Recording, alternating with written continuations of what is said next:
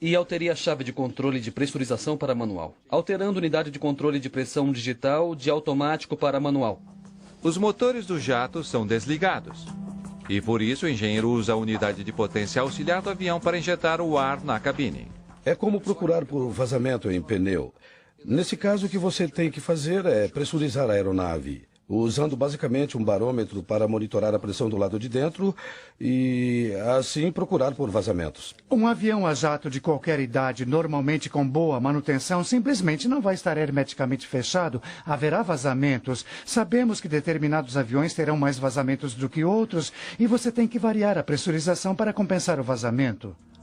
Depois de concluir o teste de pressurização, o engenheiro em terra relata que o jato está em boas condições de funcionamento.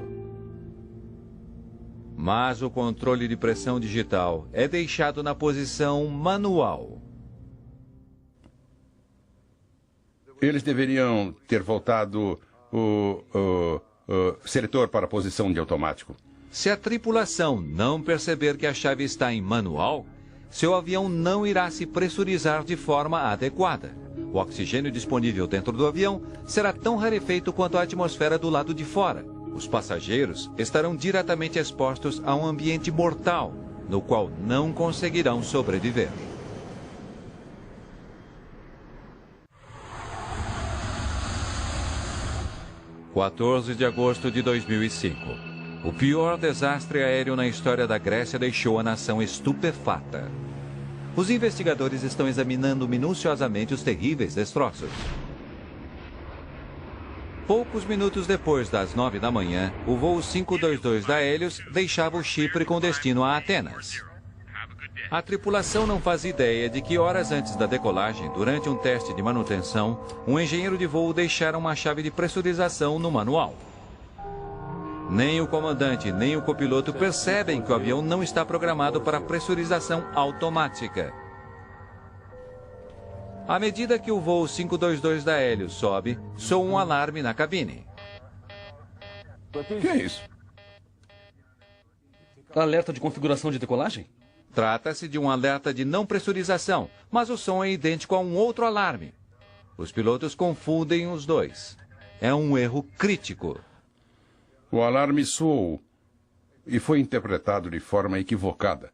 A maior parte da tripulação nunca irá enfrentar um alarme de não pressurização em toda a sua carreira, pois trata-se de uma coisa rara. Operações, aqui é o voo 522. Câmbio. Voo 522, como posso ajudá-lo? Temos um alarme de configuração de decolagem. Desculpe, pode repetir? Enquanto os pilotos tentam resolver o problema com os engenheiros em terra, o oxigênio que os mantém vivos está aos poucos se esvaindo do avião. Finalmente, máscaras de oxigênio caem na cabine de passageiros, mas não na cabine do piloto. A razão de não termos máscaras de oxigênio caindo automaticamente na cabine do piloto é simplesmente porque há coisas demais ali em cima. Coisas caindo poderiam atingir dispositivos que não deveriam. A tripulação não percebe que tem um problema de pressurização. Finalmente, o comandante e o copiloto desmaiam inconscientes. O oxigênio é rarefeito demais para ser respirado. Nós deveríamos ser treinados constantemente para entendermos que, quando os ouvidos entopem, quando qualquer coisa indica uma pressurização, você nem olha do lado antes de apanhar a máscara e colocá-la. Os passageiros não sabem que o avião está agora voando sozinho. Em situações de emergência, geradores químicos acima das poltronas liberam oxigênio, mas há um senão. Esses geradores produzem apenas oxigênio suficiente para cerca de 12 minutos.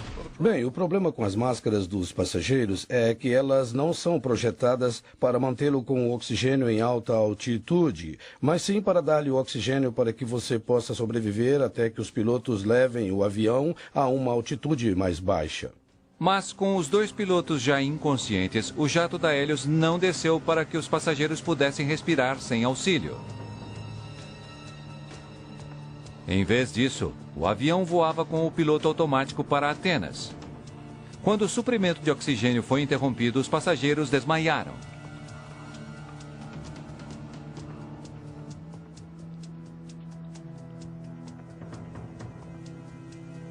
Quando a Força Aérea Grega interceptou o jato da Hélios, somente uma pessoa ainda se movimentava. Provavelmente se mantendo consciente com oxigênio em cilindro, o comissário de bordo Andreas Prodomou ainda estava consciente quando os caças se aproximaram. Ele conseguira chegar até a cabine, mas não conseguiu salvar o avião. Controle de Atenas, há uma pessoa se movendo na cabine do Hélios 522.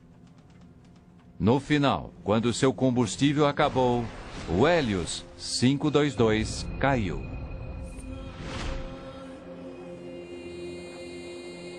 Finalmente, os investigadores encontram o painel com a chave de pressurização. Tem certeza que foi encontrado assim? Tem certeza de que não foi mexido? Todas as 121 pessoas no voo da Hélios morreram, pois o avião não carregava oxigênio suficiente enquanto o avião ganhava altura. Mais de 50 anos se passaram desde o início da era dos jatos de passageiros. 50 anos durante os quais a indústria tem aprendido, às vezes de forma dolorosa, como voar em segurança a mais de 10 quilômetros de altitude nos céus. Ao olharmos para todos os acidentes durante os últimos 20 anos, na maioria dos casos, estávamos forçando as fronteiras do conhecimento. Infelizmente, ao forçar ao extremo, você está forçando os limites do projeto e vai se deparar com problemas que não havia previsto. Em busca do avião mais seguro já imaginado, a história da aviação traça um caminho de voo através de acidentes trágicos até grandes avanços tecnológicos. Muitos desses acidentes mostram a incrível força da descompressão explosiva.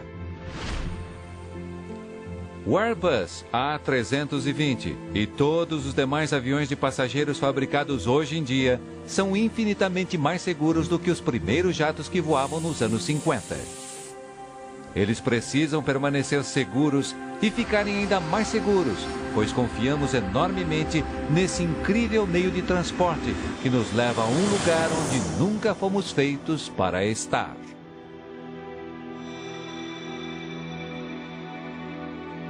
Versão brasileira Centauro.